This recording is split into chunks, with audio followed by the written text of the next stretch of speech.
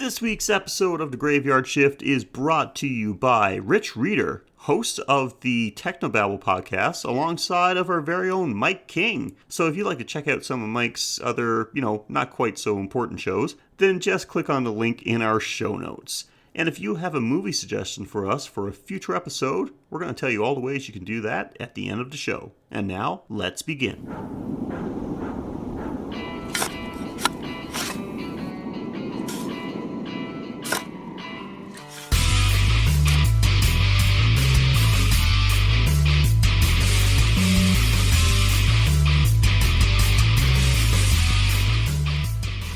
Welcome to episode 77 of the Graveyard Shift Horror Podcast, where each week we watch a movie from the horror category and break it down into the good, the bad, and any other category we decide to make up along the way. We'll talk about the plot, some production details, and anything else we find fun or relevant. I'm your host Sheldon, and I never worked a graveyard shift alone. Please say hello to someone who, much like the main character of this week's movie, has a hard time separating reality from fantasy, my co-host Mike. Hey, everybody. And, as if the two of us aren't enough to get your VCRs extra hot, we have some extra company today. Betamax Richard, how's it going? Okay, That's what all my friends call me, Betamax Richard. That was going to be Mike's cue to bring you in, but whatever. Wait, I had a cue? Not anymore, you don't. It took too long to record. I'm just fucking burned out already. No, I thought I was the... Never mind. So hi, this is Rich, my co-host from the Technobabble podcast. That? The Sometimes podcast. Yeah, it's if you thought our updates were a little sketchy lately, you should listen to this show. Which will be easy because there isn't much of an archive because we don't make too many episodes yet. That's right. Well, I'm super excited for this. I've been trying to get on more of your shows for a little while. I don't know why you won't let me on any of your shows. It's not like I slow down production or anything. No, it's not like we started recording 2 hours ago, but... I think it's more like 2.5 yeah, for me and Mike. Well, a lot of that's my fault. I was late to the game. Sorry. Stuff to do. Yeah, somebody decided to get sloshed. It wasn't slosh. A little pre-game action. Somebody's, more like. I went out. I was going to have a drink with some of my new coworkers. It turned into several drinks. And then missing my train home. So You got to make a good impression for all the coworkers. Let them know that you're no lightweight. Exactly. Okay, so that's right. So for those of you that are not familiar with it, Mike and Rich do a podcast called Technobabble. So, Rich, why don't you fill everybody in on what that's all about? Well, Mike and I just kind of do a science and technology podcast where he talks a lot of science and boring stuff, and I talk a lot of technology and awesome stuff. And it meets together for a podcast that we sometimes do, and on a non-realistic regular schedule at all. We just kind of do it whenever Mike can strap me down to a microphone long enough to be able to record an episode, and whenever my hardware is working long enough to record an episode, basically. But it's super fun, and yeah, you can check that out. Probably find it. Just search up. I think, what do we call it now, just Mike? Technobabble with Mike and Rich, or just Technobabble, and look for Mike and Rich as the hosts. Yes, and that is us, and it's super fun when we do it. Awesome. Yeah, everybody should check it out. It's a good one. And yes, you guys do need to come out with more episodes. Yeah, well, I'm lazy sometimes. But I don't know why. It's always really production. Easy trying to get Rich to record. Well, we've got some technology to talk about in this week's movie, even though it's 1980s technology and non-existent as well, so thankfully. So Mike, why don't you fill everyone in on what we have for them this week? Today's episode is High Deathinition, because we watched Videodrome. That's right, we did, and this was a Rich pick. Not sure why, but... Rich, are you humming Videodrome killed the radio host? I am. That would have been a great title but for this I don't episode, know Mike. why. You should have went with that. I don't know what I was thinking. Yeah, you just make terrible decisions. You Mike, should all have the been put to a time. vote. Anyway, Mike can sit in silence for a while and think about his mistakes. You can wear the dunce cap. Meantime, here's some info on Videodrome. Videodrome is a 1983 Canadian science fiction body horror film written and directed by David Cronenberg. It stars James Woods, Sonia Smits, and Deborah Harry. Yes, that is that Deborah Harry, lead singer of Blondie, in case you're wondering. It's set in Toronto during the early 1980s and follows the CEO of a small UHF television station who stumbles upon a broadcast signal featuring extreme violence and torture. That's a bare rundown of it. It had a budget of $5.9 million. Not bad. Had a box office return of less than half than that, $2.1 million. So didn't do great in the box office, but Ouch. it does have a cult following now. Like, it did much better in rental proceeds, and years after its release, it did develop quite a cult following. Most horror fans know about Videodrome. It has a runtime of 89 minutes, which is perfect, and it's, as for the plot, my notes just disappeared, so that's awesome. Are you sure they just didn't morph into something else? Yeah. Transmorgify? Wow, I'm having all kinds of technical issues, which, considering the movie we just watched, that's... Did you try looking in your massive chest cavity? Let me check. There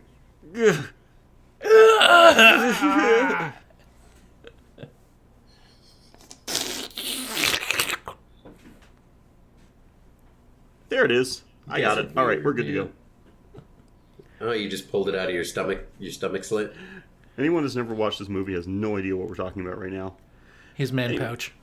As for the plot... That was the PG version, too. When he acquires a different kind of show for a station, a sleazy cable TV programmer begins to see his life and the future of media spin out of control in a terrifying new reality. That's a very basic description, but whatever. I didn't have time to write it up. That borders on inaccurate. Yeah, really. This movie is so confusing. He doesn't even and- acquire the rights to broadcast the show. He does not, yeah. That's the last time I pull my plot off of IMDb. Without leading with an asterisk. Yeah. Let's add in the whole thing about, the mind control conspiracy and the truth about the signal source. And just the entire, is this real or just complete fantasy storyline? Not to mention 50 Shades of Grey. Oh, yeah. Yep. This is the original 50 Shades of Grey. This is 50 Shades of Red. 50 Shades of fucking black, man. God damn. Yeah. Norwegian death metal black. So, yeah, this is one of my notes here when I was looking it up. Is this film has been described by a lot of people as techno-surrealist, and I think that's pretty accurate. Yeah. I have not heard that description, but I'd say that's pretty apt. Full disclosure, when you asked to see this movie, I was expecting to see that movie that has like this weird scene where this guy's body seems to like turn inside out on itself and he like merges with other people. And I think I may have been thinking of Altered States instead, or Altered Beast, whatever, altered something. This is not at all what I actually imagined, because I wanted to look up a bunch of like different technology, like techno horrors as they're called, right? And I was like, because that would be perfect for a crossover for me to come on, because me and Mike do the Techno Babble show and you guys do a horror show, so we'll make a Techno Babble horror shift show or something. Right? So I thought that'd be a great idea, but when I read the description, it was like, oh, this guy puts on like a helmet and like watches this movie or something and gets drawn into it. So like me, I'm thinking of like, I've been reading a lot of lit RPG books, which I'm not sure if you guys know what that is, but it's basically like people getting sucked into a MMO RPG sort of thing and living out their lives inside of a video game sort of thing. So like that's what I'm picturing in my head, and I'm like, that sounds so cool. And then I watch it and I'm like, that is not what this is. Oh, you probably went off the IMDb description and thought, wow, this sounds great. Yeah, exactly, right? So And then you're like, I need to up. Can anybody edit? Can anybody edit IMDb? Yeah, exactly. So, but it's interesting. So, without getting into too much detail, because we're going to do that in just a moment, I'm going to tell you the Rotten Tomato scores, and you guys tell me if you agree with it or not. Okay. Surprisingly close scores between the critic score and audience score.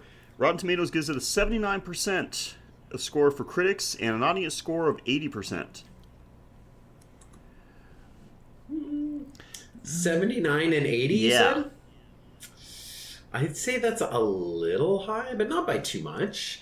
I mean, like, even Metacritic has it at a 60. I'd say that's closer to where I'd probably give it. I'd give it like a 60, 65 maybe. It's that's exactly IMDb's got it at same here. 7.3.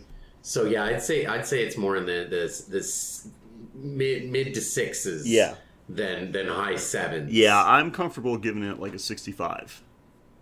Yeah, for sure. Because it was interesting but confusing, but I mean, for the time especially, great fucking production on the budget and you know, with what they did, and it's without getting into details, like, it was just really cool to watch. For sure. Visually interesting, very visually interesting. That's right. Well, everybody, if you're a regular listener, you know how we do this. We're going to talk about the good and the bad. And this can be whatever we want to talk about, just whatever we liked and didn't like about it, whether it's something as broad as an overall theme or something as specific as a certain scene, certain line of dialogue, certain character, whatever. If we liked it, we'll talk about it. If we didn't like it, we'll probably talk about it even more. And as always, we're going to start off with the good, and we will start off with the Mike. So, Mike, tell me something good about Videodrome. Well, good credits. It starts off with the title in like a nice Halloween-esque beginning, orange font, black background, but also fucks with the tracking a bit. So, you know, kind of it sticks to the theme right off the bat. Mm-hmm. And I like that kind of thematic consistency in my credits. Right. Now, see, I didn't see any of the opening credits because I'll always find like the cheapest and easiest way to get the movies that get suggested to us. And I actually watched this full movie on YouTube, but it starts right at the opening scene without any credits. That's crazy. You missed a great part. I got the Criterion version of it, so I got to see it all, and I got to admit, I did not notice that about the beginning, but I was probably still making my drink or getting popcorn or something. Yeah. Also, setting the lights or something. Yeah. Also, I did check out that YouTube part. You missed about a good 3 to 4 minutes. It wasn't just the introduction. It was like there's a whole scene where apparently there's like a wake up video that this guy gets, as well as talking about the weather, meetings that he's going to have throughout the day. Basically, his assistant has brought a cassette, which I guess auto plays because he's got like some special VCR with a timer, and it like wakes him up with that video telling him about his various projects throughout the day, like a little agenda video. Oh, okay. Which is odd. It certainly is, yeah. Just a bit. Okay, so Rich, how about you tell us something that you liked about this one? Well, I have to say this is my first Cronenberg film I have ever watched. So, you know, that kind of speaks for itself. So I loved the production just in general. The fact that it's based in the 80s, and, you know, I'm kind of a late 80s kid, early 90s, so I appreciated a lot of it. You know, seeing seeing some of the Atari controllers around in some of the scenes, seeing the Betamax tapes. Like, I grew up watching Betamax. I grew up with Laserdisc. Like, I didn't grow up with VHS, you know? Or was it is it VCR? And both Betamax and VCRs are VHS? Or is it a VHS and a Betamax and they're both VCRs? Yes. Yeah. Okay, well, whichever one it is. Now you know how I feel whenever I ask a question that's 2 parts and you answer with a yes. So anyway, that was really cool for me. I loved that. And, you can't go wrong with 80s boobs right away. You certainly can't. Yep. Right? Like, 80s boobs are great. Oh yeah, just something about those 80s ladies with the big hair. It's just a thing of booby beauty. Well, moving along, what I'm going to talk about first, and no surprise to anybody, with all Cronenberg movies, man, the practical effects done on the gore are just fantastic. Whether it's the chest, the stomach slit, I'm not going to call it what you call it, Mike, and just like Yeah, really. the freaking entrails, like even like when coming out of the TV, any gore that's on the scene just looks fantastic and so fucking real to the point where it's a little disturbing. Yes and no. I mean, like, if you see my curse with films for me is I've watched so many behind the scenes. I've watched so many like DIY shows and how to build things. And I went to school for a little bit of construction for a little while. So I see everything as production. When I watch a movie, I see outside of the frame. I see, how did somebody build that scene? Is that a whole scene? Does that work over there? What's behind this? What's off to the side? So some of it, like especially the stomach, the thing Everybody's trying to avoid my perfect name for it. Yes, exactly. The stomach cat. The stomach vajayjay. Yes, exactly. Everything like around it, like it looked cool, but if you looked too far out to the edges of the frame, like near his arms or at the very sides underneath the like kind of more towards the actual sofa, towards like behind his rib cage sort of thing, you could see more of the actual, like it just didn't quite look right. You know what I mean? Yeah. But if you focus in on the middle of it, and also if you don't have my curse, but I thought it was, like that stuff looked great, especially the TV. When he started motorboating the TV, like that was amazing. I seriously thought, I wrote down in my notes, I was like, is he going to seriously fuck the TV? It's a Cronenberg movie, man. Like, I wouldn't have been surprised at all. Like, it was just so weird. Yeah. All right, Mike, what do you got next on your list? With naked Blondie within 15 minutes on the titty timer. Jesus Christ.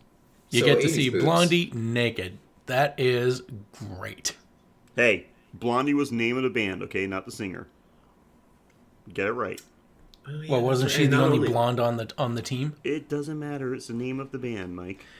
She is smoking hot. You might even say sizzling, if you know what I mean, in this movie. You certainly would. She's just burning me all over. Just to lay down in the middle of the living room, like they're by a fire, except they're not.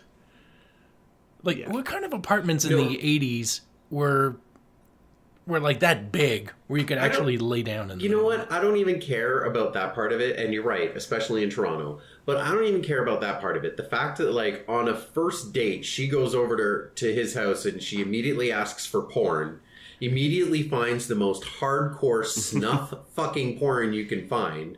Can I swear on this? Oh, yeah. Fuck yeah. Okay, good. I just wanted to be sure. Finds the most snuff-filled, like, choke you out, whip me, burn me with shit, put, razor blades up my vagina and fuck me type shit, And she's just like, yeah, totally, let's just put that on. It gets me wet. Let's have a smoke and burn my nipples, bitch. Like, Yeah, why don't you pierce my ears on your bearskin rug? I don't have a bearskin rug. Where That were wasn't you the in high fucking school? point. Like, what the hell? Mm-hmm. They're like, these women don't exist. I'm sorry. That's just not fair to give little boys, like, misrepresentation of women. Yeah, this is like 50 Shades of Grey if it was like gender reversed. It's 50 Shades of Snuff, is what it is. That's exactly what it is. Would you like to see my murder room? You know what was one of my absolute favorite, just out of left field moments, the two major character moments that I was just like, what the fuck? Like, that's just amazing. Is there's a gypsy porn contractor or like agent or something. Yeah. So she's like this gypsy woman that he comes to get porn from, and she's bringing him like Greek god porn, like Apollo Blue and Nuit. Dionysus. Yeah, and it's like as soft as like Blue Nuit. I don't know if anybody listening knows what that is, but like when I was growing up, it would be on the French channel late at night. Yeah. And it was just the most softcore porn that you could ever see. It was like Red Shoe Diaries type shit. That's where I got introduced to softer. Emmanuel. But like, it was just so terrible. And I'm like, she's gypsy and she's bringing him porn. She's old and she's also a cougar. We found out later in the film she starts trying to hit on the like 20-year-old freaking waiter. Yeah, Woods is just like, listen, I'll take you out to dinner. She's like, you're a little old for my taste. Yeah, and this like, is James Woods in the 80s where he's still like a young stud. Yeah, exactly, right? And then the other amazing character thing that I loved was the pornography tape trading mafia drug dealers. Yeah, like the Yakuza guy. Yeah, like the Yakuza of porn. I was like, what the hell is going on here? And the best part is he's like, give me the 13th tape. Well, everything is set up in the previous 2 tapes so that you won't understand it. He goes, I don't need to understand it. And not only that, but like, you're just going to skip right to the, like, I don't even think the guy really explained much about it. So he was just like, I have 13 tapes. Well, how do you know that the 13th one is the best? Why are you saying 13? Why didn't you go for 6? Like, he didn't explain a single thing about it. You know what I mean? So, although 13 is a lucky number in Japan, I believe, isn't it? So, maybe that's why he did it or something? I have no idea. Like, yeah, it just seemed weird. It's like, if you're getting so fixated on these tapes, why would you skip over any? Yeah. This scene couldn't have been more confusing if it had James Woods open the box. His face is awash with an orange light, and he looks to the left and goes, yeah, we're good. And then closes the case. Yeah. So, I just want to mention, like, just the... I mean, well, it should have looked good because it had almost a $6 million budget. But the production value, like everything, the cinematography looked fantastic in this movie. Oh, totally. I'm actually watching it in the background right now in black and white because it's after 12:30 and my phone automatically does that. And it actually looks even better. It looks more artsy.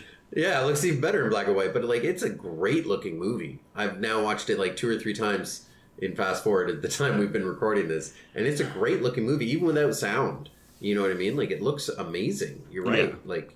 Absolutely. The sets and everything, you know what I mean? It's fantastic, especially for Canada in the 80s. Canada in the 80s, like, yeah. This is in the Exactly. time. This is pretty much the same time as like, mannequins were coming to life in local Sears department stores, and people were getting slime dumped on their head, and yet this is happening.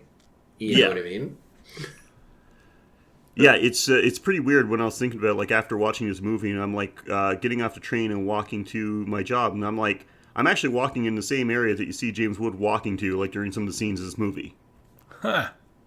It's like pretty crazy when I think about it, and it's like, I know it's like, to a lot of people it doesn't seem like a big deal, but I'm thinking like, holy shit, like, if this was like 1982, like, you know, quite possibly you could see like a film crew right here, like, filming this movie right here, right where I am. Well, you live in Toronto. Doesn't that happen every day anyway? Just Don't you like, see like Drake just going at your local Starbucks filming a music video every day? not quite, no. There's certain areas. I mean, in Toronto that get filmed a lot, used for movies, but like, usually like these are places that are going to be completely closed off, like, you know when it's going on, and it's usually places that are way out of the way, but I just happen to just recognize the street because most of the buildings in it are, you know, it's not like skyscrapers are coming down and going up every few years. Like these places are set there, they're landmarks, and I was like, hey, yep, here it is. I should have really taken some pictures. Could have like Compared matched up some screenshots. Yeah, exactly. Put that out on your Instagram. You just have to do that. See? Now who's the idea machine, Mike? Yeah. Screw you, Mike. You're finished here. You bring me on once and I'm going to take it over, you see? My one thing. My one gimmick. It's mine now, bitch. You know what was amazing, though, in this movie? Speaking of 80s. The fact that you've had 3 turns and I haven't had mine. Yeah, fuck you. The limo. Is anybody else really impressed with that 80s limo? And the a limo with a full fucking deck TV in it. Not like a TV built into the back of the chair. No, they got a fucking TV set in the limo. In a wooden case. Like Grandma used to have. Yeah, a full floor model TV set. Yeah, amazing. Loved it.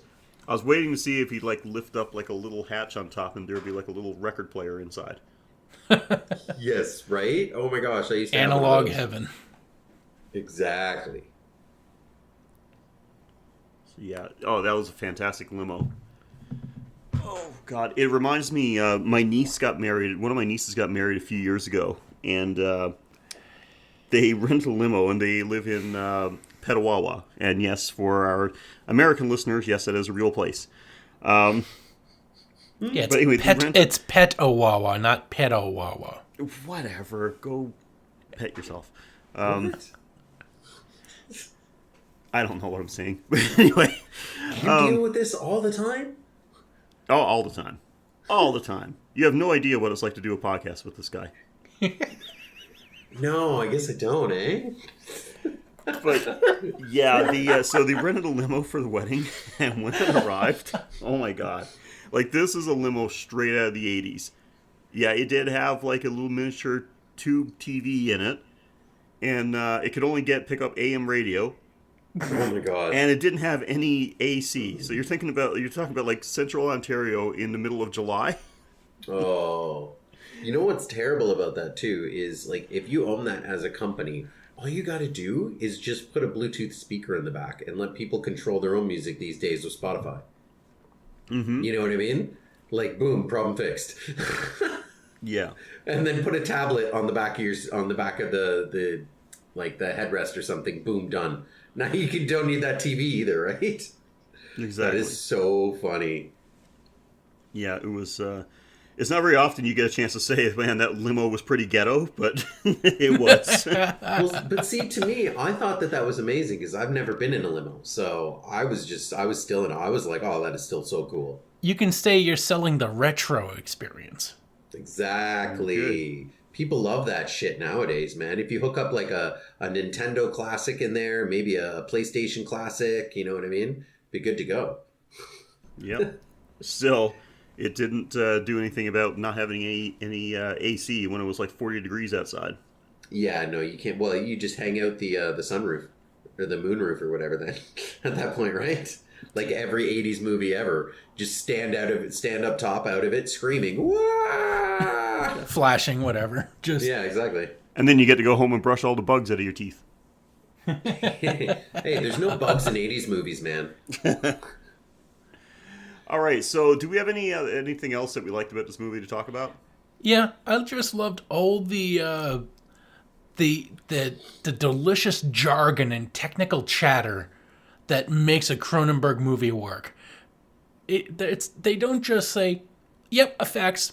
Like this is just like words for magic. They try to make it as realistic as possible. Well, with describing everything. And the tone helps so much with that, right? Like the tone of the background noises, the sound effects, the music, it all adds up, right? No, absolutely. Yeah, I thought it was amazing as well. You're so right. Mm-hmm. And Rich, anything else good to add? One of my favorite lines of the whole movie, I have to say, was when I think her name is Nikki, right? Mm-hmm. Blondie, right? The Nikki, when she was like, "Oh, I'm gonna try out for that show. I was made for that show." And James Wood looks at her straight in the eye and says, "No one was made for that show, baby." Right? Yeah, that was good. No one on Earth was made for that show. It's so freaking funny. To which she eventually replies by putting a cigarette out on her tit. Yes, exactly. And I thought, I don't know if it's good or bad, but as the movie progresses, and I had in my notes, it was really funny. Near the beginning, I have in my notes, I really like Harland. He's really cool. I hope he doesn't get hurt. And then like 10 lines later, I take it back. I really want Harland to die now. And I put them both in the good category because I felt good about him and I wanted him to survive, and that's good. And then I hated him and I wanted him to die, and that's good. But the production of this film is just amazing. Every single scene in it, every single place that they go to is incredible. The 80s VR headset is great. It's like, massive, and it looks like a giant Cylon helmet. It looks like a slightly larger Virtual Boy. Well, I was gonna say it's like, if Darth Helmet was modeled after a Cyclone or a Cyclops or Cylon, thank you. Whatever I just said the first time. Nerd. If Darth Helmet was modeled after him, that's what it would be, pretty much, right? Yeah. I see your Schwartz is as big as mine. Let's see your drome is as fucked up as mine. It's videorific, isn't it? All right, so let's move along to ludicrous speed and get to the bad. So I'm pretty sure that somebody had something bad to say about this one, seeing as we all came to a consensus about 65% or so. Yeah, and I think it has to do with basically everything else we haven't talked about in this movie, such as you mean like every the scene? actual plot. Yeah. Plot or, lack thereof. Exactly. Yeah, this the story is a bit messed up. I'm not going to say that, that there's no plot to it or anything like that. It's just amazingly ridiculous, I guess. It's like a misfire for all of its brilliance.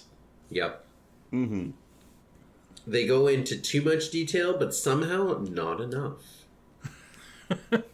Yeah, they focus more on the technology involved rather than the purpose. Well, I literally have in my notes written halfway through them, I'm so confused. I have no idea what's going on in this movie right now. Because at some point it just starts going freaking nuts, and I'm like, wait, why is he doing this? Is this even real? Am I real? Did I actually get married? I don't know what's happening anymore. Did I fall asleep in my Coke pile again? I just have no idea. Mm-hmm. Yeah. The majority of my notes consists of what the hell is going on. Yes, I've got far more what the fucks and quote unquote bads in my notes than I do goods. And most of the goods are because of the production. You know what I mean? I love this scene and this or that or whatever, right? They made this look really cool. Yeah, despite some obviously some very disturbing scenes, everything looked very nice, visually appealing. But that's pretty much it for this movie for me. Everything else, James Woods, I would say James Woods as an actor, I like him. He's pretty good. He's become quite of a bit of a hardcore right-wing extremist lately, but that's politics. That's not what we talk about, so I can separate that. But I've always found him a pretty good actor. I like his characters. He's always got this he's got a bit of an edge to him, which I like. And he goes full on into this, man. When he starts to lose it, he really looks like somebody that's actually starting to crack up. I would love, because he's one of those actors that really dives into it, right? What's it called? Method actor? Yeah, method acting. Yeah. Like the guy that did Abraham Lincoln a couple years ago. What's his name? Joaquin Phoenix? No, the one that Joaquin did Phoenix did not Seriously? play Abraham Lincoln, Mike. No, come on. Seriously? No, he's got 3 names. Anyway, I would love to know his process. to do this film? Like, did he just go and take a bunch of LSD or something for like a year to prepare for this or some shit? It was the 80s. He was doing that anyway. No, that would have been the 70s, man. LSD was cocaine. Come on, keep up. Yeah. But yeah, there's a few You're people older than like I am. You should know that. Weren't you doing coke in the 80s? I was watching Smurfs in the 80s. Oh, that's the best time to do cocaine. Are you kidding me? Yeah, you telling me Gargamel wasn't coked out? Come on. Well, with a nose like that, he's made for it. But yeah, there's Smurf this a line few with me. people like that kind of embrace. Well, I mean, obviously there's more than a few, but there's some like more people that are famous for embracing method acting, and James Woods is one. Wesley Snipes apparently was I don't think he's doing anything lately, but even like playing Blade, apparently he was in like all the Blade movies. He was in character throughout the entire productions. Really? Yeah. Daniel Day-Lewis. That's it, Daniel Day-Lewis. Yeah, That's who I was yeah, trying to that's think of. that he played Abraham Lincoln. Yeah. Yeah, which was an amazing movie. I just watched it not too long ago for the first time. Great movie. Yeah, that was good. Yeah. Not unlike this movie. This movie is just not as good as that movie. Yeah. That probably depends on who you talk to, but like, yeah, I would agree with you. You know what I would actually like to see? I'd like to see some of the 5-star ratings on Amazon for this movie. I feel like that would be quite funny. Oh, yeah. I'd love to read some of the descriptions of this. Yeah, for sure. But like, so as far as like the bad stuff in the movie, I mean, like, for me at least, I don't know about you guys, but for me it was mostly just like some of the tropes. You know what I mean? Like the super rich guy has a store in the ghetto. Like, because that totally makes sense, right? Like the guy that owns like this network and owns this huge company that's like somehow owns Videodrome and is broadcasting it pirate illegally to the world or whatever, but he owns a store in the middle of the fucking ghetto. Like, how does that make any sense? Well, it's a front. You know, and also I thought that in the reality of this movie, if you lived in this world where Videodrome was a thing, do you guys not think that Videodrome would have been something Tipper Gore would have been all over? Oh, Because of course. she would have played it for all of the people who, you know, are depraved and all the people who listen to, you know, bad music or whatever, and it'll just, you know, drive them crazy. They'll shoot themselves and they die. Yeah, her and Jack Thompson would be having a friggin' orgy on this. Yeah, and not to mention the fact that apparently Videodrome somehow causes brain tumors or something, and so don't tell the military because then they could, you know, force third world countries that we're at war with for their oil to watch it so we can take it and start wars, and they got real confusing with how this thing actually does its thing. Yeah, that was I think the worst like a part good of the movie for me. A good bad would be doing like a 2-minute synopsis, since IMDb failed miserably at it. Yeah. Yeah, so he tries to find the source of the video signal so he can like get access to the programming, but it turns out it's a military front because they're using the signal for brain. They want to alter brain chemistry to make people suggestible by giving them a tumor that alters their perception, and then somewhere along the lines, this TV personality like Max Headroom, he has like a mission, Mr. Oblivion. Where people can go down, where homeless people can go downtown and watch TV. Yeah. Instead of food, instead of bread lines, we have little TV cubicles. Yeah, and that confused the hell out of me because, like, he's trying to say that, like, when they started talking, you know, about how watching TV interconnects you to, or watching TV patches people back into the mixer of the world. Like, what the fuck does that mean? And why is the mission set up like an internet cafe of the 80s for television? Right? Like, it just made no sense. Well, like, so it's so people can this. get, as I understand it, so that people can get their reintroduced to society, which is becoming a TV consuming place. So it's kind of like rehab for homeless people who don't have electricity. So this is where they get their daily required amounts of TV. Oh, okay. Yeah, well, that kind of makes sense, I guess. All right. It makes sense if you accept that the very premise of this guy's mission is fucking Looney Tunes. That's true. Well, I mean, like that whole Oblivion scene where they were on the TV show or whatever, that confused the fuck out of me. But then, of course, where James Woods just starts hitting on her out of fucking nowhere. Yes, I was gonna say that scene, that entire scene, is only saved by him hitting on her on live TV. It's so amazing, and the fact that he just gives up on the stupidity of the premise of why he's there. When he's like, "Well, it's better that people watch violence than commit it in real life." By the way, you are fucking hot. Would you like to have dinner sometime? And speaking of her character, did we even discuss the fact? Did we even discuss the fact that like this woman who goes on a first date over to his house and finds the creepiest snuff porn and starts burning herself and telling him to cut her neck and make her bleed and shit, she's also a well-respected like TV therapist. Like, she's fucking Frasier. She's a radio therapist. Yeah. And when we see her, she's apparently coming off the set of a Jane Fonda work aerobics video. Yeah, or like, what's that? Because she's got two headbands. Headbands. What was the name of that video by that woman that did Grease? And she did the song Olivia about Newton-John? working it. Oh, Physical?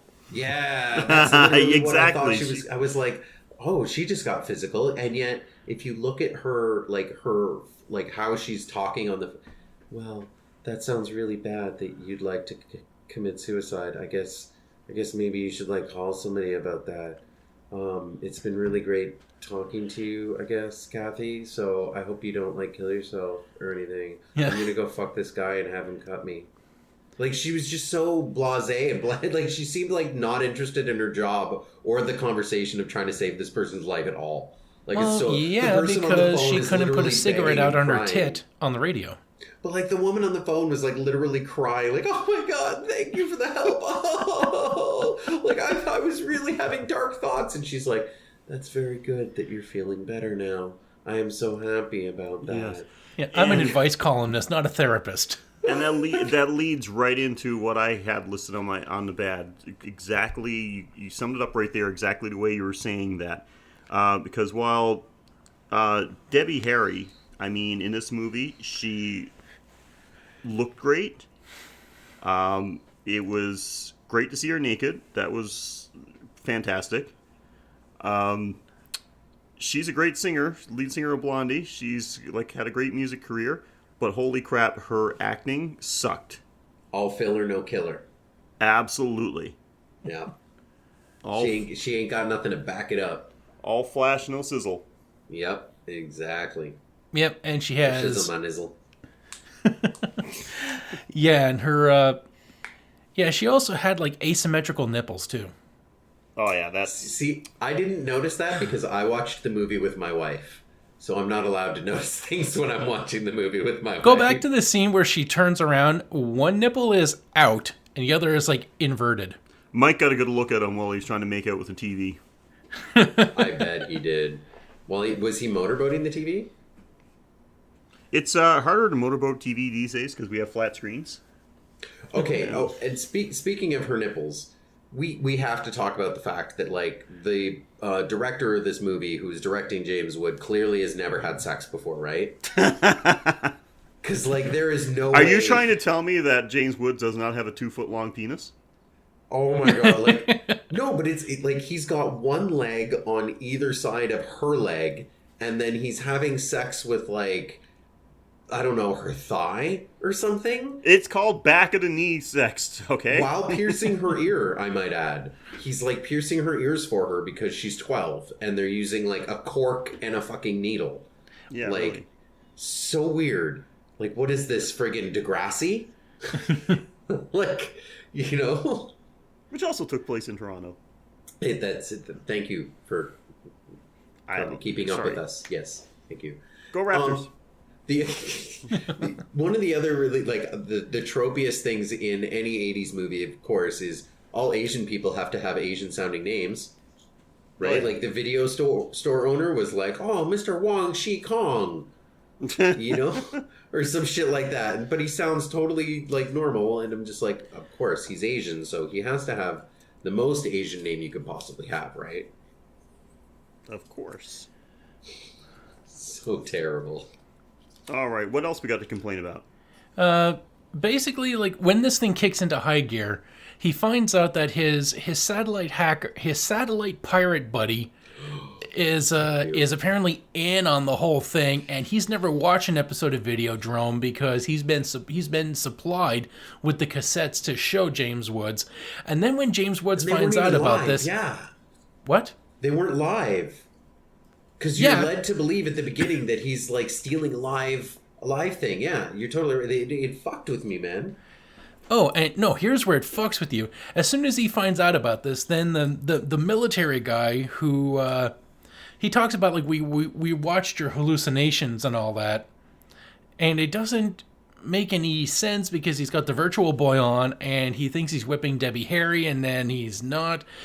But he goes to talk with the pirate dude afterwards, and then that's when they both walk into the room, and he's like, yeah, I've been working with him all along, but I've enjoyed working with you. And then he whips out a beta cassette, which is pulsating, and then that's when his stomach pussy opens up, and he shoves the cassette, the pirate guy shoves the cassette into him, and then he decides, I'm going to go on a killing spree. Like these cassettes have instructions. Yeah, I know. And like, but like, and this is the other thing too, is like, where was any of that stuff actually going in real life? Like, I realized that they were like, it was kind of like I don't want to say like a metaphor, but it was like kind of like just supposed to be like representation of something, right? Because it was real to him, but what was happening in real life? Like, were they actually giving him tapes? Was he watching them at home, and that was just his vision of like somebody putting the tape in him instead of like sitting him down in front of the TV and forcing him to watch it? Or like a dossier. Where was he storing the gun? Why was a paper bag the safest place to store his gun in a house? Like, there's so many questions. Like, does paper make guns safer? Why do you need an entire room full of technology and a giant 20-foot satellite to get 53 seconds of porn? There's just so many things. And when he goes on his killing spree, and then they immediately evacuate him from the room without thinking, hold on, everyone's dead except for the one other guy in the room. Maybe we should hold him. Oh my No, god. everybody just decides, oh, you gotta get out of here. Someone's firing a gun. And you know the best part of that is that happens, 2 or 3 times, and the only reason he's not fucking dead is because this takes place in Canada and we don't have the Second Amendment. So, like, nobody else has guns to shoot him down, right? It's 80s in Canada. It's like Canadian bacon where you're pushing people out of the way and we're like, oh, sorry we were in your way. Excuse me. Sorry boot that. Like... And they send him on a mission to kill the daughter of Brian Oblivion, and she gets the drop on him by having a TV with a gun. a TV with a gun that shoots him in the chest, and instead of killing him, I guess it breaks the tape that's inside of him. It would have been great if he spat out like pieces of the tape to let you know like the instructions are gone. But no, he's fine now that he's been shot in the stomach. Now he's ready to take instructions from her. Yeah. To turn on his handlers. And the first one he does, the guy goes to feed him cassettes like, hey, all right, let's get your next instructions into you. And then we don't know what the fuck is real or not, but this guy is freaking the fuck out. He pulls out his hand, and apparently his hand is there, but his wrist has been chewed away. So his hand is fine, but his wrist has like been eaten to the bone. He's like screaming and bleeding, and people are freaking out. So if this is all happening in James Woods' head, what the fuck are they actually freaking out about? Because other people are seeing this.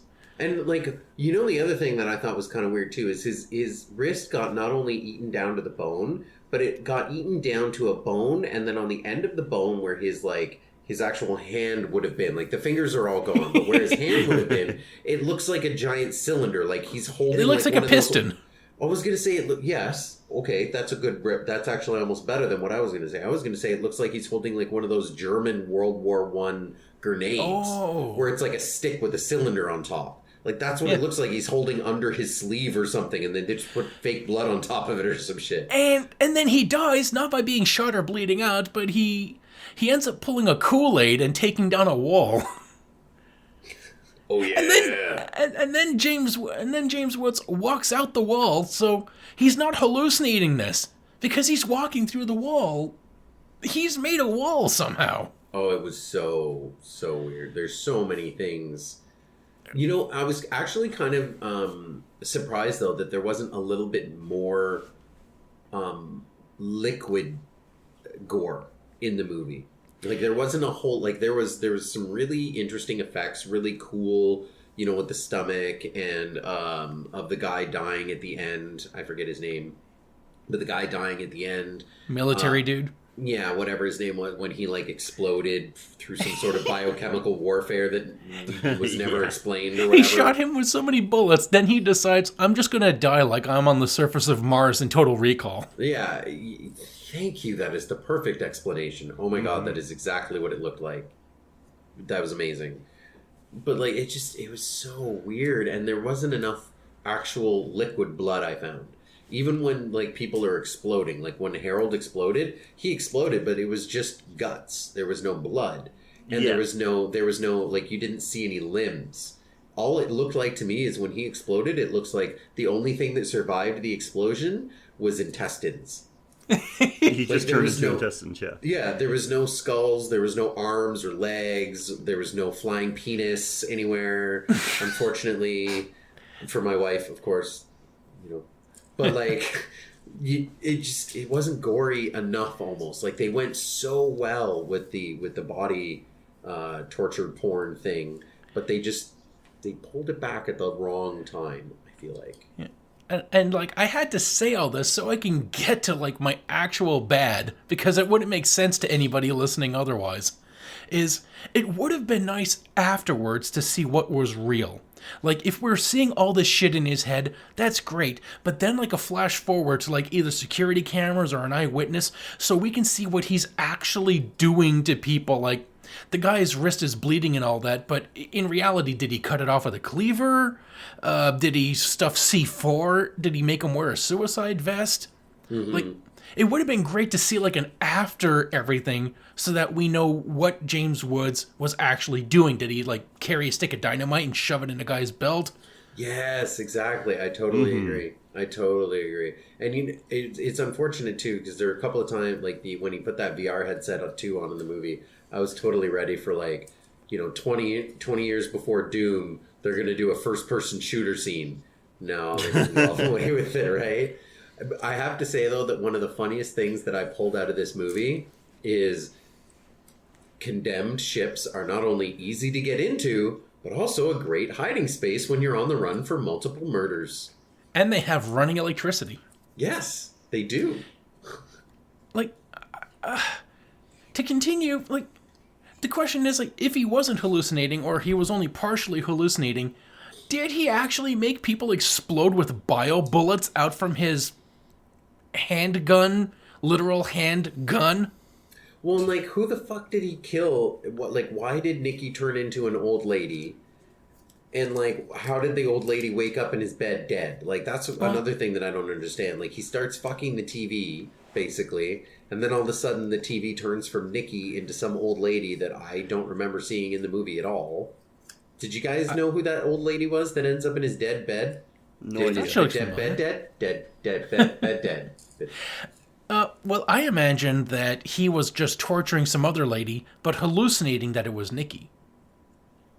But yes, then that's what I would assume. Weird. It was so weird. Such a weird movie. But like, what? So like, what?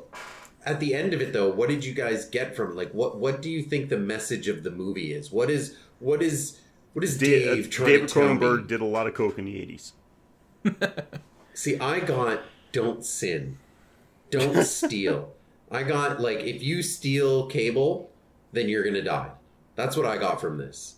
you deserve to get brainjacked by your stolen signals. Like, David Cronenberg is who inspired Metallica to go all fucking ape shit on Napster, basically, right? Like, he started the whole anti-fucking theft copyright rules with this right here. Fuck technology and fuck our fans. If you steal porn off of satellite, then it's going to drive you crazy. You're going to kill a bunch of people and have a giant stomach pussy.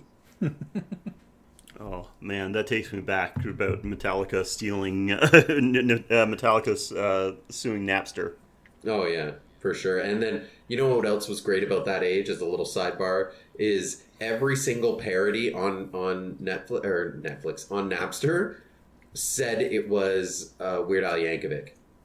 Didn't matter if it was actually him, but there was one about like bongs and stuff like that. Nope, that's Weird Al. There's another one about like anal sex. Nope, that's Weird Al. Star Wars Cantina. Nope, that was not. No, that was Weird Al. No, that actually was Weird Al. That actually was. It sounds like him. Yeah, it sounds like him, but they were just like, nope, everything that's funny is Weird Al. Yeah, the best response I heard to the whole Metallica Napster thing was an interview with Dave Grohl from the Foo Fighters. Oh, I think I've heard this. Yeah. And someone brought it up. What do they think? And he goes, "Who cares?" He said, "If people are listening to your music, who cares?" He's like, people were saying that back in the 80s when they first came out with stereos that had dual cassette decks, because now people could just record, make copies of cassettes, and they were saying, oh, these things are going to, it was like music execs wanted these things banned because it was going to kill the music industry. Oh yeah, well, I mean, man, I grew up with my father, who is quite a bit older than me. I think he was like 55 or 57 when I was born. But I grew up in a household where we would go to the library, rent our movies, and it didn't matter what it was. He had a Betamax that led into a VHS player that was also hooked up to a Laserdisc player. So anything that we rented, he would just record it on extra long play, and we'd have like 6-hour long tapes, and it'd be like Star Trek 1, Star Trek 2, and Frankenstein General Hospital. And you're like, wait, what? It'd be like, like Les Miserables, and then you'd have like Those Damn Yankees, and then all of a sudden he'd throw in like, just something weird out of left field. And you're just like, wait, that doesn't mix. Like, what does Jurassic Park have to do with Les Miserables? You rented them both on Friday at the Blockbuster. Yes, that's exactly what it was. That's exactly what it was. And ironically, Frankenstein General Hospital is the first time I saw boobs on a non-porn. First time I remember seeing boobs in a non-porn film. Real movies can show boobies? Wow! Yeah, literally blew my mind. All right, so do we have anything else to talk about? Anything else bad that we didn't like about it? I have one more bad, and it's at the end when he's in the condemned ship, which somehow has a bed, and boobs everywhere. And running electricity for a television. Right. And then Debbie Harry shows up, telling him that he's done everything he can with his limited form, and he has to become the new flesh. Like, his mind has been changed by the video signals, but his body needs to discard the old flesh so it can become the new flesh warped by media to become the next stage of human evolution. And he sees himself commit suicide. And so then he says, like, long live the new flesh. Then he blows his brains out, but we don't get to see that. We just hear the gunshot. My bad is we don't get to see the new flesh. It would have been fucking great if it turns out he wasn't hallucinating. He actually did make people's heads explode after shooting them in the chest. But see, and he actually had these weird Akira-like god powers, and he becomes like a blob of invincible flesh. And he takes on the actual Videodrome complex. You have to leave them wanting more, man. You have to leave a little bit of mystery. That was Videodrome too, but we just didn't get enough money. Yeah, exactly. The Kickstarter hasn't gone off for that yet, actually. Yeah. Straight to the sequel, straight to Videodrome. Nah. Oh. Nice. It was stuck There's in the your Disney title vault. right there. It was stuck in the video vault. That's brilliant.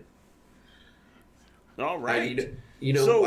So real quick, I just have to say the ending credits. I don't know if you guys noticed, but this movie was made in participation with Famous Players Canada. Yeah, we've had that's the third movie we've had on the show that did that. Yeah. Canadian Film Development Corporation and Famous Players Limited. Yep, they got into the movie business, the movie making business, as well as movie airing. And what was the other ones we had? They were also Canadian films, right? Yep. Well, we did Rabid, another Cronenberg film.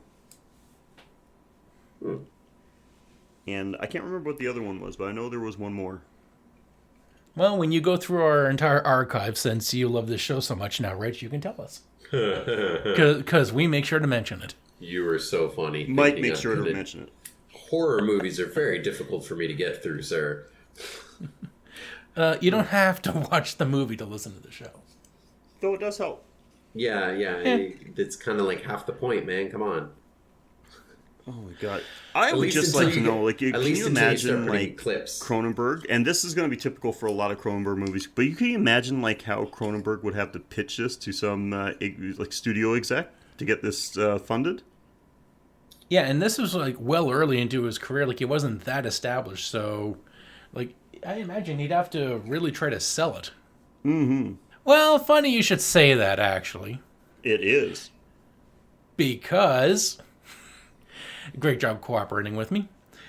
Actually, our connections came through with some more secret director surveillance footage. I don't know who's recording these conversations, who's storing them, but our fans, our agents in the field, have delivered, again, some wonderful stuff. We get to hear Cronenberg pitching this movie. And the results are somewhat what you'd expect, but also a little surprising at the same time. But it also did kind of give a nice allusion to what would be coming afterwards, the next step in Cronenberg's career. Wow, Mike, that description was captivating and unnecessarily long.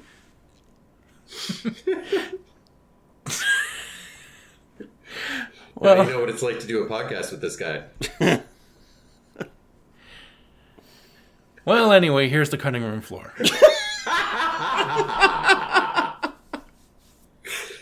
Oh my god, I'm dead. I'm fucking dead, I'm dead, I'm dying, I'm dead.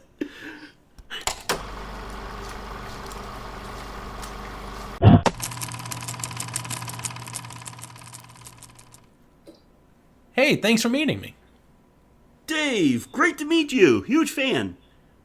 I'm not really that into horror movies, but I like investing and making money off of other people's work, so yeah, great to meet you, man.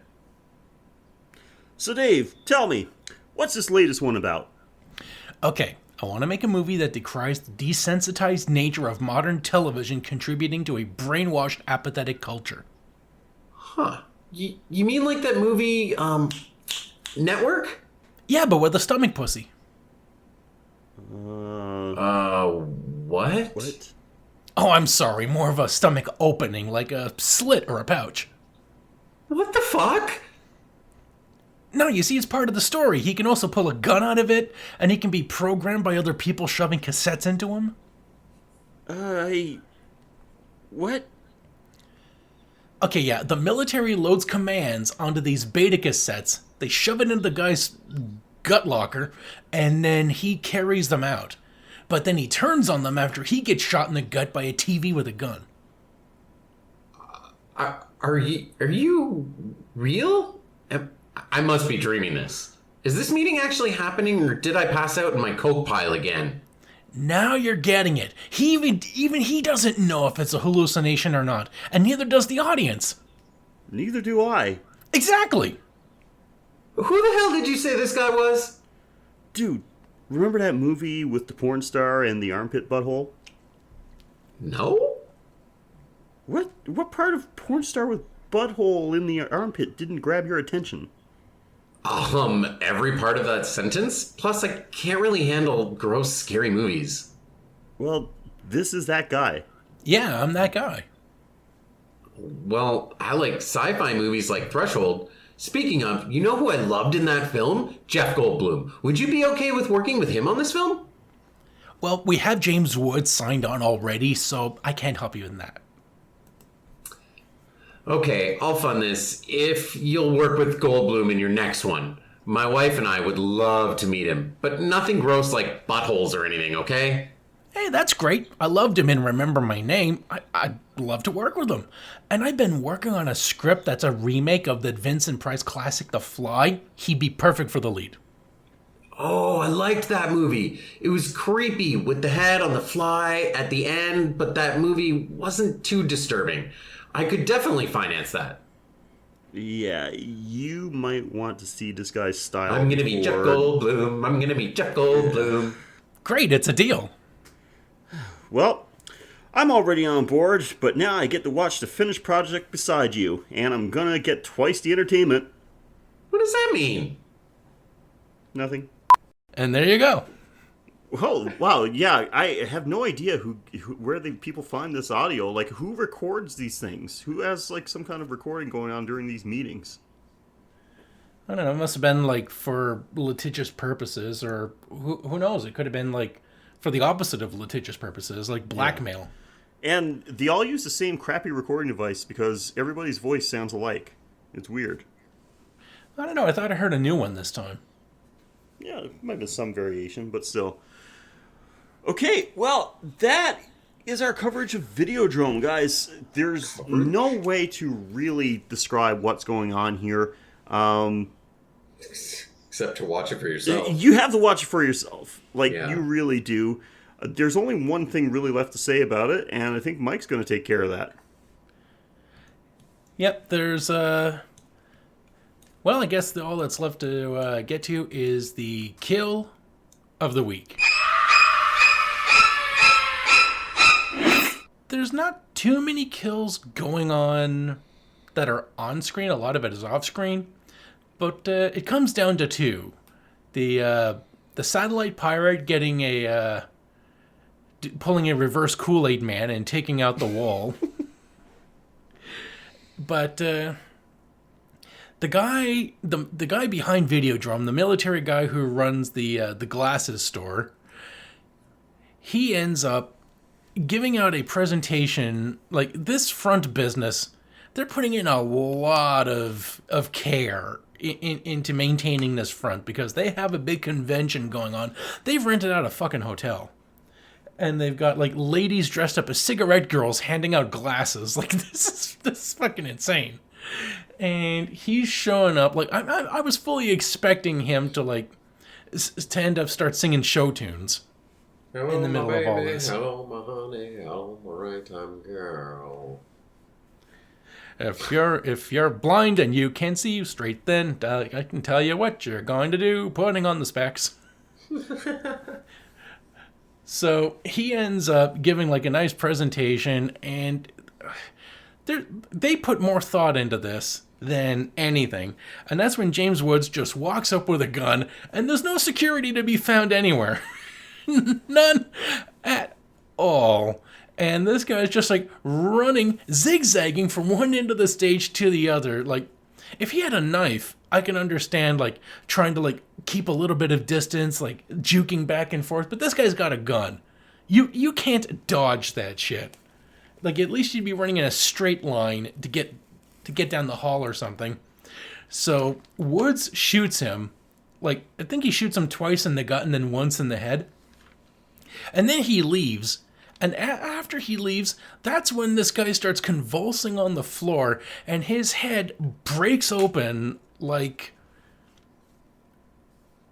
he's, again, on the surface of Mars, and also the Demogorgon from Stranger Things. Yeah. And Woods is gone at this point, so I'm having a hard time believing this is part of his hallucination. That this bio gun that he has, where, like, his hand is, like, wrapped up in a pocket of flesh around this gun, and apparently it can shoot unlimited bullets, because he has fired this thing way too many times for that gun to still have ammo. But because it's, like, I guess he's firing his bio energy, like his biomass is being fired up in bullets, and this guy starts breaking apart, and, like, he's already dead, regular bullet style. He doesn't need this, but I guess it's just to sell the point that this guy's bio bullets are actually doing the trick, and he's actually breaking apart, because Woods isn't around to see this anymore. So he actually has these magic bullets that destroy people. So I guess that's what makes the kill of the week, simply because there's no hallucination for his benefit. Woods is long gone, and this guy is proving that these magic bullets are real. Yep. Yeah, this was a tough one to find, to kind of just like pick one kill, really, because it's not really like that. Like, it doesn't have like a big kill count or anything. Oh, yeah, well, I guess there was when he went into the studio and just, like, shot everybody, but there wasn't anything impressive about that. Yeah, you know what I mean. Like, there's nothing... Well, I mean, there's, like, what? There's... Nikki dies, Off-screen, though. Yeah, Nikki dies off-screen, but then he kills 2 people in the executive area. He kills the one guy that explodes. He kills Harold, so that's 4 people, plus the old lady that he sleeps with in his room that he thinks is Nikki. So there's 5 people... Well, is she real? Because the pirate dude walks in and he's like, dude, you got an empty bed. No, after that. Much later than that. Like, later. Where he thinks, like, when he goes into the whole, like, when he motorboats the TV and then when he wakes up, it's like an old lady has bound hands and she's in his bed and then he goes off and that's when he starts killing everybody. Anyway. No, that's the one where he calls the guy over and he's like, Look at my bed, and the guy's like, there's nobody in there. No, that was Nikki. This is old Nikki, later. Anyway, whatever. Just saying. So there's only like 5 people that die in the film, so yeah. Like maybe 6, really, that you see on screen tops, right?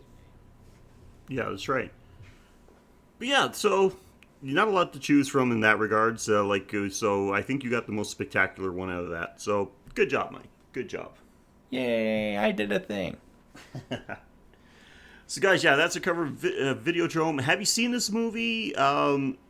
If you have, what do you think of it? Do you agree with what we had to say? Or do you think we totally missed it? Do you have a movie that you'd rather for us break down instead of Videodrome? Then you have a few ways of contacting us. You can email us at graveyardshiftpod@gmail.com. You can follow us on Twitter at GYS_horrorpod. And you can follow us on Facebook at facebook.com/thegraveyardshiftpod. If you're feeling particularly generous and you like to keep these episodes coming, you can help out with that by going to www.patreon.com/graveyard. There, for only $1 a month, you get to help us out with the production costs of the show, but you also get access to some exclusive Patreon bonus content. That is just there for our paying Patreon members. And we do it a little differently than what we do for the regular show. We go through full synopsis of episodes. We do horror-based video games, TV shows, and even top 10 lists. So check those out. Of course, we understand not everyone has the money to give us money, so you can still help us out a ton by rating and reviewing and subscribing on whatever source you get this podcast from. There must be some kind of rating and reviewing system involved, even if it's on the social media pages, so that would help us out. In the long run, probably helps us out more than even a Patreon donation, so something to keep in mind. And if you're feeling really generous, you can do both. And if none of that is possible, then you can still help us out by just sharing us on your social media, by word of mouth. If you know somebody that would be interested in listening to us guys talk about horror movies and giving our opinions, then just let them know about the Graveyard Shift.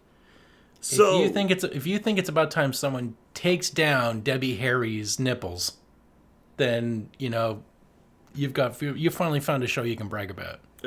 Debbie Harry's in her 70s now, dude. Trust me, they're down. You know what else I hear is real down? What all the down kids are doing? iTunes reviews. Yeah, do that. I'm down with that. So, Mike, other than the Graveyard Shift, what else you got going on? Well, I got the Playing with Power podcast where me and my friends read Nintendo Power Magazine, first to last, front to back. I also have the taste test where we play the old Nintendo games rather than just do a podcast where we read the magazine that talked about them. And I guess that's about it. I've only got those 2 other shows. I think you're missing one, so maybe, Rich, could you give us another recap of what you got going on with Mike? Yeah. Well, I mean, like every once in a while, me and Mike get together and record a non-regularly scheduled podcast called Technobabble, where Mike brings the science innovations and the good news, and I bring the technology stuff and, you know, just some fun stories and shit that I find interesting and want to rant about, and, you know, stories of my own idiocy, like the time that I flew my brand new drone on Canada Day and sank it in a lake because I didn't want to hop 4 feet into the water and get seaweed on my feet. Priorities, man, priorities. Exactly. Who likes seaweed? Ew. Yeah.